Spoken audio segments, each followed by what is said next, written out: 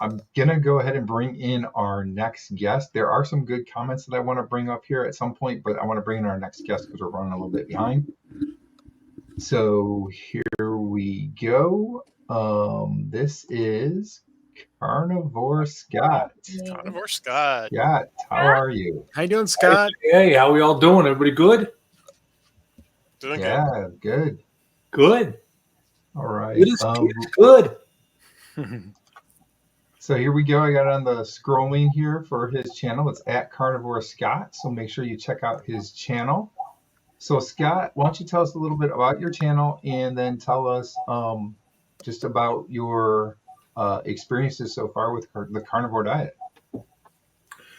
Okay, so a little bit about the channel.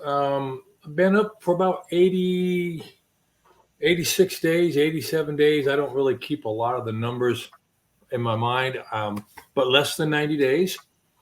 And my channel is like a lot of people's channels, floundering about, looking for an identity, something to present maybe a little different in the space.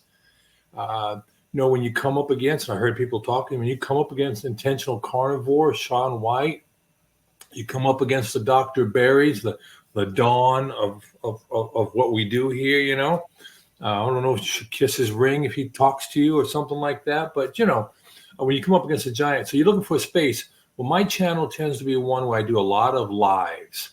I thought that there's very few places where people can go and practice their craft. People who've never been able to come on for one reason or another. Public speaking is a big fear for a lot of people. And the technology can be overwhelming for people. Maybe they don't have a setup or anything like that. So I decided just to do the after party, late night gathering at Scotty's. And I come up on Monday through Thursday, generally speaking, 8:30, 9 o'clock Central Time. Stay on for about 2 hours now. I've gone as long as 4 hours, but about 2 hours. And it's free form, ad hoc. Everybody's welcome. And what I do is I post the link into the comments. And people show up and we discuss the topics that are near and dear to our hearts. And it isn't always about food. And then how about your diet so far on the carnivore diet? Tell us a little bit about how you got to it and how that's been going. Okay, so for about 3-4 years, I've been, experimenting and doing, brought here to this space by an abundance of curiosity, first of all. Hello, Tam. An abundance of curiosity, followed up with some medical challenges with a fatty liver. And I know looking around, you find, like what some people have already said, you see Dr. Barry, you see Sean Baker, you see the different people out there. I actually started more in the low carb arena with Dr. Stephen Finney, Dom D'Agostino, the low carb down under and the low carb community. I love the science of it all. And then I just started dabbling in it. I had some success in it, but I never was committed to it. I hadn't gone all in for an extended period of time. I'm a real good 2-week initiation type person, but after 2 weeks, something bright and shiny went by, and there goes my attention, right? But I had to find my why, as all of you all know how that's so important. And my why, as we talked on Greg's and I've talked before, was my belt buckle.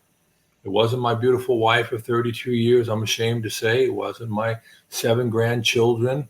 It was the fact that my belt buckle hurt. And so I said to myself, self, what do you want to do? So I said, I'm going to give myself 90 days with a 30-day on ramps, off ramps. I think it's really important that when we engage in something that we have points that we can do an assessment, and we can sit and say, how is this working for me? How is it not working for me? What do I need to do to address? Because sure, sometimes if you stick with something, I think you can achieve great success, but you can also hurt yourself. And I think if you know yourself, none of us are spring chickens.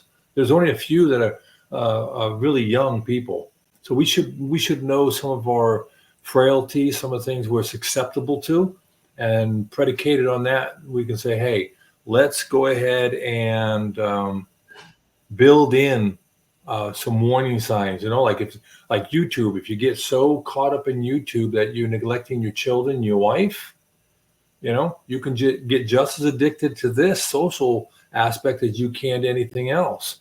So it's important to put up some signposts. So that's what I do, and I've been doing the keto thing now for a little less than, the carnivore for less than 90 days, down about 30 pounds, lots of inflammation gone.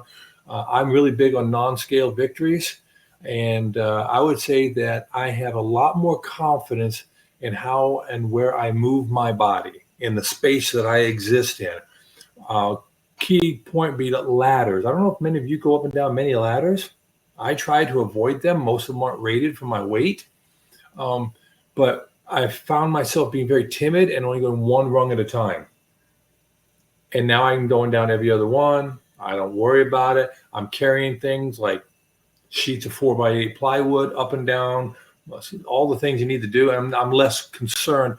And then when I'm on the roof, where I've just been working on this eternal project of a fireplace, and I have a pretty good pitch to the roof, and that plays havoc on your ankles when you're old, and very scared of being on a roof. But you know what? I got up, I did it, no worries. So that's my shebang.